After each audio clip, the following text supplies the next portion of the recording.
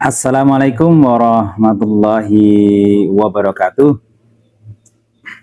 Bapak, Ibu, Saudara sekalian yang berbahagia dimanapun berada, gimana kabarnya? Mudah-mudahan Bapak, Ibu, Saudara sekalian dalam kondisi sehat dan diberi kemudahan dalam segala aktivitas-aktivitasnya. Baik, eh, Bapak, Ibu, Saudara sekalian, pada kesempatan kali ini jumpa kembali dengan kami, tim Gudang Properti Idaman. Nah, pada kesempatan kali ini kita tidak mereview sebuah tanah atau rumah, ya. Akan tetapi pada kesempatan kali ini kita akan berbincang terkait dengan bagaimana agar Bapak, Ibu, Saudara sekalian yang mencari tanah, ya, misal sedang hunting tanah gitu ya, mencari tanah untuk dibangun rumah atau untuk sekedar investasi saja, biar tidak tertipu gitu ya. Karena bisa jadi Bapak, Ibu, Saudara sekalian mungkin belum memiliki pengalaman ketika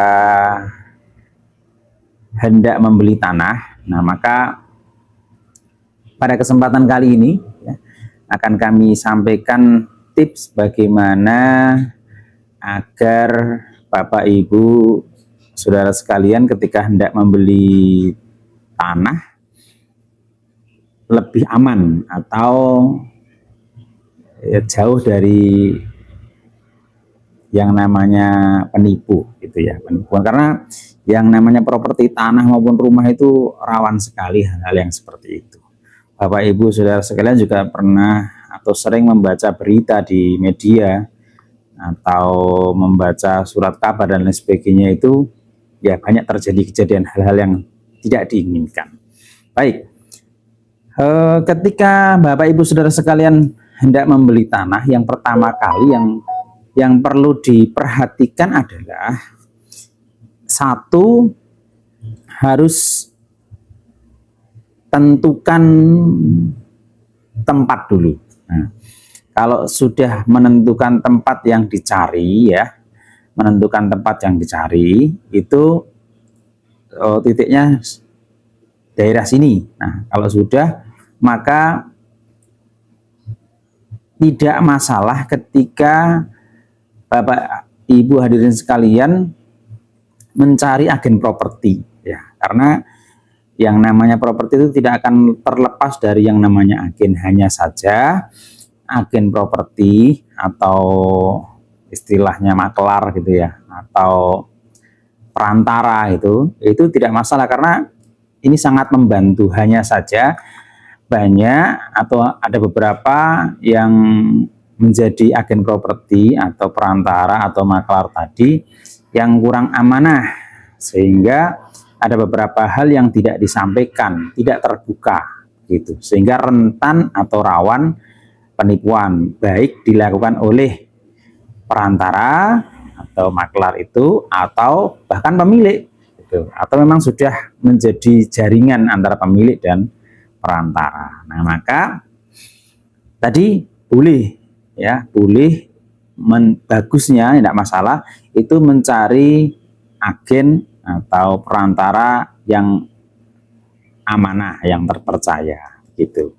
Nomor satu. Kemudian yang kedua, harus melihat langsung, ya, ngecek langsung lokasi tanahnya, ya. Ketika mendapatkan informasi dengan spesifikasi luas tanah, muka depan, kemudian status SHM Pekarangan dan lain sebagainya, atau SHM Tegal atau SHM Sawah dan lain sebagainya, sudah sertifikat gitu atau masih letter C dan lain sebagainya, maka yang kedua adalah cek langsung, ya. Ketika kita sudah ngecek langsung ke lokasi dengan diberitahukan ini batas-batasnya, nah, lebih bagus lagi adalah ada patok dari BPN, ya. Nah, jadi ada patok yang berada di lokasi batas antara tanah satu dengan tanah yang lain. Jadi ada batasnya. Kalaupun nanti belum, kalau memang suka nanti bisa diukur ulang sehingga nanti mendapatkan patok dari BPN. Minta diukur ulang seperti itu. Nah, kemudian setelah kedua ya tadi ya, setelah melihat langsung, kemudian yang ketiga adalah ketika Bapak Ibu Saudara sekalian sudah suka tanah tersebut, ya sudah pastinya sudah survei harga juga, membandingkan antara lokasi di sekitar situ, dan itu harganya harga umum ya, bukan selisihnya jauh gitu ya, sudah harga umum. Maka yang berikutnya adalah periksa legalitas tanahnya. Jadi ini penting sekali Bapak Ibu Saudara sekalian. Karena ketika informasi yang didapatkan sudah SHM, sertifikat hak milik ya, berupa pekarangan atau sawah atau tegal gitu ya, sudah SHM, sudah ada sertifikatnya, maka untuk memastikan itu ya, jangan langsung percaya oh sudah SHM dan sebagainya, tapi harus betul-betul melihat sertifikatnya. Kalau tidak bisa menunjukkan sertifikat, ya jadi nanti proses negosiasinya ya, nanti harus bisa melihat sertifikatnya dulu. Nah, karena apa? Kalau kita sudah nego, sudah seneng tapi belum tahu sertifikat fisiknya, jangan-jangan ini belum SHM, ya nanti malah capek kita ya, sudah tawar-menawar tapi ternyata sertifikatnya belum ada kan gitu. Atau belum sertifikat, nanti akan repot. Itu. Kemudian yang berikutnya, jadi ketika sudah cek sertifikat ya, yakni melihat langsung sertifikat atau minimal ya, itu sudah ada kopi atau fotokopi sertifikat. Nah, nanti kalau ada bentuknya belum sertifikat asli tapi baru fotokopi sertifikat, maka yang pertama dilihat ketika setelah melihat fotokopi tadi, pastikan bahwa ya pemilik yang atas nama di sertifikat itu tadi. Nah, maka Bapak Ibu Saudara sekalian lebih bisa mempelajari sebelumnya sertifikat ini misal atas namanya siapa.